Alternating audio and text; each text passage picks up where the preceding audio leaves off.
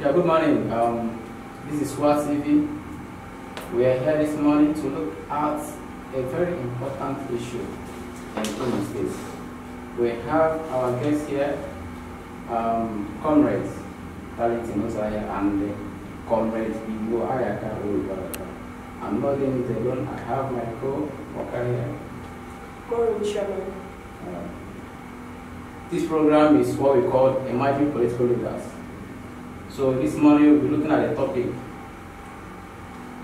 Ohakim and the way forward. You can recall that Ohakim is the Guber candidate of Accord in Imo State. And with our guests, we want to ask them some few questions because I know that they're working with Ohakim. Saibo, can you tell us more about Ohakim? Thank you, and God bless you for this opportunity for us to speak to Imolites and address certain political and economic issues in Imo State. Ike Ohakim is one-time governor of Imo State 2007-2011. And presently, he is the Guber candidate of Accord Party in this 2019 general election. That is good. So, sir, Darlington, can you tell us some of the agenda your principal have for Indians? As a matter of fact, thank you very much, Makoda. I want to appreciate this program, Emerging Leaders. One of the programs I think Ike Ohakim have in the State is the one he unveiled recently at Horses Hotel, talking about his health policy, how his health policy can comprehensively accommodate both the old and the new and everybody. Okay. Okay, Sir Darlington, I also want you to throw more light on that health policy. You know, you said something like he can accommodate both the young and the old. And how do you think he will achieve this when he assumes office as a governor? Okay, beautiful. Thank you very much. You know, that is actually the reason why at a time like this, Igbo requires somebody with experience. Because it's only experience that can actually get this program rolling. You can recall Ike Ohakim was once a governor of Imo State from 2007 to 2011. And as a matter of fact, as a governor who understands how program and health policies of states run, he came up with this reality that as a matter of fact, that health policy, the way it was presented, will accommodate old and the new in such a way that there will be health insurance covering everybody. This health insurance policy, me and you will pay you for it. The new will benefit from it. The old will benefit from it. And as a matter of fact, you will agree with me that it is working because even in developed countries, that is the way it works. When a government is truly responsive to its people, these are policies that are underlined for them to benefit from. To start with, you and I are working. In our youthful age, we are comfortable. And most of this money we work. As a matter of fact, at our old age, we should enjoy those benefits. Actually, that is what that health policy holistically is talking about. While he was presenting that policy that very day on horses, for most of it that was there, he made it clear that the general hospitals will be fixed. Today, our general hospitals are like death traps. They are like mortuaries. For instance, the Hajjabuma General Hospital is very pathetic. But when such policy comes, with private partners that will come into such policy, we find out that they will even want to passionately equip our institutions when such partnership is strengthened between them and government. Investors will come in, and me and you, our mothers, our children, will benefit from this policy. Thank you very much. Okay, Comrade Iwayaka, you know, Mr. Darlington said something like everybody will pay for it. So what in a situation Imo is really a bit populated and we have many unemployed youth. Now, if those people are part of this program, how do you think this health insurance will also cover them? Oh, I think let me explain to you how this program will run. I think the members of this health insurance, this program is designed as a commission. And I want to tell you that people that will form the commission, we have one person from Catholic Church, we have one person from Anglican, we have one person from CAN, or that's Christian Association of Nigeria, and we have one person that will represent the TAN Union. And also we have 4 people that will come from the government, appointed from the government. And these people, they are the Surgeon General of the state, and we have the Attorney General of the state, and we have also the Commissioner of Health. These people, they will form the board of this commission. Are you getting me? So, and one thing that is very, very important is this policy is very, very cheap. It is affordable, because we believe that in everything, health is very, very important. Now, I think 500 naira a month for somebody to use it to take care of your health is very, very cheap in Nigeria. It's very, very cheap in Africa.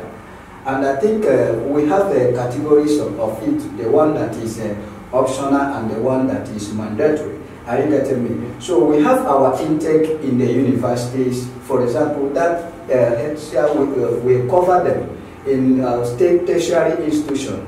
During the time they are paying the admission fee and other fees, they will pay, and I think the total amount annually is 6,000 naira. So I believe, you know, our health issue here is complicated. And I think for you to use 6,000 naira to take care of your health for 1 year is very, very cheap. There are some hospitals that even to buy register or buy a card is almost 2,000 or 1,000 naira just to get a card. You are not talking about drugs. So that means with 500 naira every month, with 6,000 naira yearly, your health is guaranteed. Are you getting me? And also we have the same thing with market women. Market women, they also pay 500 naira, and to pay 1 year, you pay 6,000 naira. It covers your health. And also we have people in rural communities that will also pay through the TAN Union organization 500 naira every month, and a year is 6,000 naira. So I believe this is the first of its kind in Africa, in Nigeria, for somebody to use only 6,000 naira to take care of your health for 1 year. And also the government will also get involved by giving a counterpart fund in order to make it effective. So I think this is the first time we are having such a thing in Nigeria and in Africa. So the policy is wonderful, and I believe everybody will benefit from this wonderful health policy from Dr. Ike Ohakim. All right, thank you about the health policy. Apart from the health policy, do you have another agenda that will pass in humanity as far as the state is concerned? As you can see, everything is going down in the state. So apart from the health policy, what agenda do you have for the state? I think, well, His Excellency, there are so many programs, especially in the area of employment. We are aware that what happened in 2011, when he left office, Ike Hakim created 10,000 jobs. And unfortunately, we had a government that lacked human face. And those youth, they lost their job. And what I'm assuring you today, and it is also what His Excellency, what he had in the affidavits, that he will make sure that the 10,000 jobs, they come back in Imo State. So there is an avenue for job creation. Are you getting? For us to manage our waste in Imo State. So it's not the issue of, again, when you have waste, when you have, for example, in Imo State today, Imo State is very, very dirty. From 2007, 2008, 2009, 2010, Imo State won the most cleanest city in Nigeria. So it is on record. Are you getting me? Now, what His Excellency want to do now? We will have a recycling industry in Imo State that will recycle all this waste. Now, it will bring employment to the youth, and also it will also be a source of energy supply. That is a power and light. So you are showing us come May 2019, by the grace of God, if the leadership seats of Imo State that is going to bring back the 10,000 jobs. Of course, what I'm telling you is what is the content of this affidavit. And I want to tell you that Ike Ohakem has set a record. Historically, no one in Imo State or in Nigeria or in Africa, the possibility for you that you want to go to court to, to sworn an affidavit is what you want to do for your people. So this is the first time he's doing it. And this is our assurance. This is our utmost assurance that he will do those things. Are you getting me? So now we are challenging other Guba candidates in Imo State. If you are saying that look at what you do, look at what you want to do for Imo people, go to court and swear an affidavit. Let us know that you are sincere. So as far as I'm concerned today, we have only one Guba candidate in Imo State, and that is Chief Ike Ohakem. And if other people want to join to be a Guba candidate in Imo State, go to court and swear an affidavit is what you want to do. It's not a matter of a manifesto, a written manifesto, theoretical manifesto. No, go to court and swear an affidavit that look at what you will do in Imo State. I think Ike Ohakem has set a standard. So, and I believe that nobody again will rule Imo State without having this type of document. So from 2023, when Ike Ohakem finished his tenure, any person that wants to be the governor of Imo State must follow this step. Without it, we are not giving you our vote, because His Excellency Chief Ike Ohakem, this affidavit is our trust. This affidavit is our assurance. So we are 100% believe that everything written here is what he will do, and because he knows that he will do those things, that's why he did what he did here. So it's very, very important that other Guba candidates in Imo State should emulate Chief Ike Ohakem. Thank you. Thank you very much. We'll go to Mr. Darlington. Sir, can you really explain more about this affidavit? Beautiful. Affidavit is a court document authenticating and placing on oath on whatever you want to do, on whatever you vow to undertake. That is what I see as affidavit. Actually, I'm not a lawyer, but as someone who equally does affidavit, that is the explanation of what affidavit is. And like with what he just said, for someone to have gone a long way to get an affidavit, undertaking an oath, this is what I will do for Imo, you will understand that there is a level of sincerity in whatever he's telling you. Thank you. Thank you very much. All right, we have heard it from Darlington and Umara. So, sir, I will love you to advise Imo that, the people that have the money around the corner, the money back. So, what advice do you have for Imo that? Okay. Like you said something about my organization before now. Now, the advice I have for Imo, Imo today is bleeding. For so many, they might not understand what is at stake at this moment in Imo State. Imo is indebted to over 350 billion. When we begin to calculate from what Debt Management Office released, to our judgmental debt, to pensioners that have not been paid, to contractors that have not been paid, all these things are debts. Gratuity that have not been paid. These salaries you see that are being slashed, all these things are debts being piped there for Imo government. A governor that will come in to undertake disbursing this debt, taking care of this debt, is someone that obviously should have experience on governance. For crying out loud, Imo at this moment is between light and darkness. The fight is not 2019. I don't see the fight in 2019. I see the fight between light and darkness. Like if you're talking about, as the president of Odosu Youth Assembly, what happened in Odosu Youth Assembly. As a matter of fact, this is Emerging Leaders Program. And in such situation, we must begin to tell ourselves the truth, not minding which ox is God. As youth, the leaders of today and leaders of tomorrow, it's important that we understand that election is not of a thing of today, but we should think of the next generation. When leaders begin to think of the next election and forgetting the next generation, it becomes questionable. Now, I told my people, it's important to look into Imo critically and look into Imo how tomorrow should look like. Looking at the whole people contesting election, it will not be proper for an older man to begin to think of governor for now. Looking at the fact that all people are taken it for 16 years. Now, in the whole reality, while we equally look into this fact, we should also look into the reality that Imo at this moment needs someone that is adequately experienced, someone that can get government running from the very first day in office. Every other person with that Ikedo Hakeem is an apprentice. He has been there before. And as somebody that is coming in for the first time, he will start government running immediately.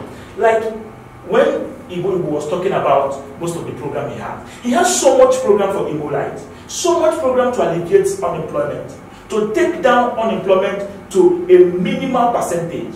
Adapam is wasting.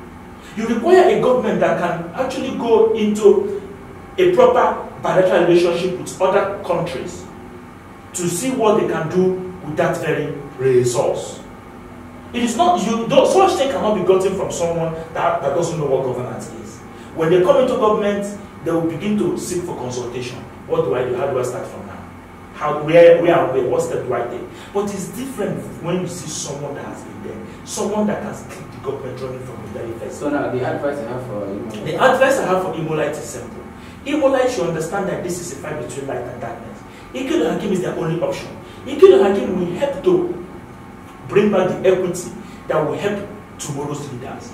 As emerging leaders, like you call the program, his candidacy will help to balance the equity that has eluded him, that was truncated in 2011. If that equity is not balanced, me and you, when we'll be contesting governor, when we'll be seeking for elective office, I don't know where you're from. I'm from Olu. Beautiful. If we don't correct that now, questions will arise. And our role today will come to play then.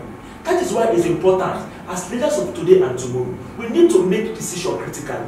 Let us not look at elders or emulate elders that are thinking of their moment. You don't blame them. They are thinking of the moment because now is their moment. They don't have tomorrow, but we have tomorrow. As people who have tomorrow, our reasoning should be very different. Because when we begin to think of our today against our tomorrow we will suffer dearly. That was actually what you saw on social media. I told my people, like Joshua told the people of Israel, we choose this day who you serve. As for me and my household, we have chosen to serve the Lord.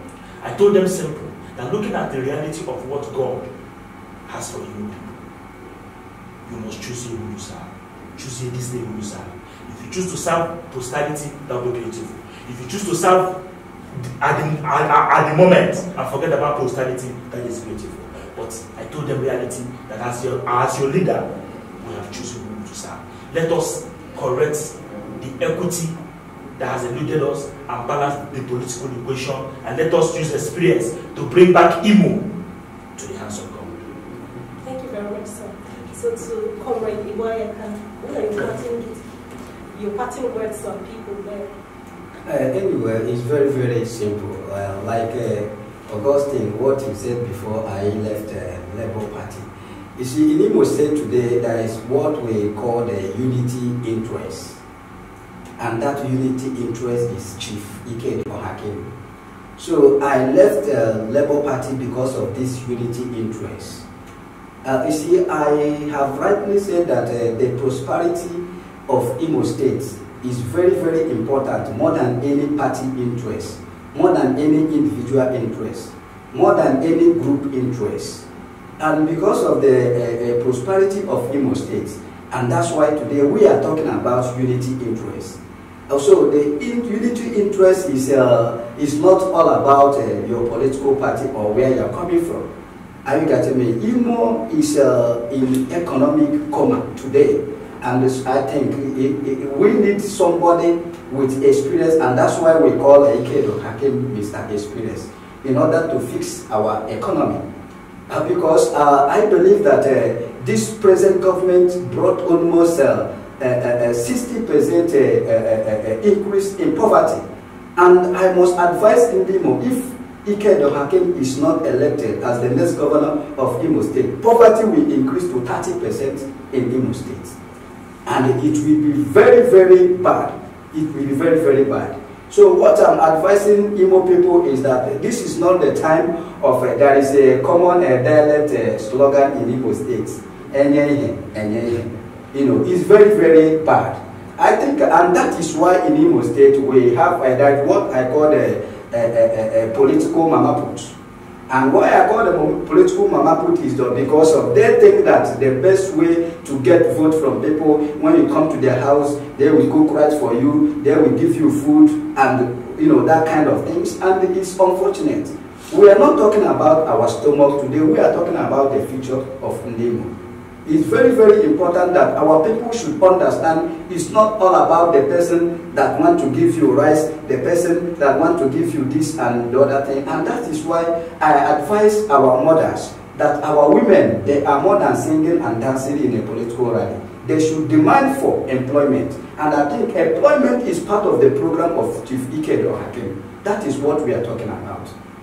So I believe that Igbo people should understand what we are talking today, and what we are talking today is Igbo unity interest. And that interest is all about experience because of the economic and political situation in Imo State today. And that is why we are talking about Igbo unity interest. And the only person that fit into this interest is Chief Ike Edohakim. So I advise Imolites to vote their conscience, to vote based on the situation we find ourselves today, because we have it in record that during the time of Ike Edohakim, pensioners, he never owed any pension. It is on history, and he never slashed the salary of the workers. Are you getting me? So these are the things we are talking about. So we need a government with the face of a human being. We need a government that will understand the plight of the people. We need a leader that has empathy.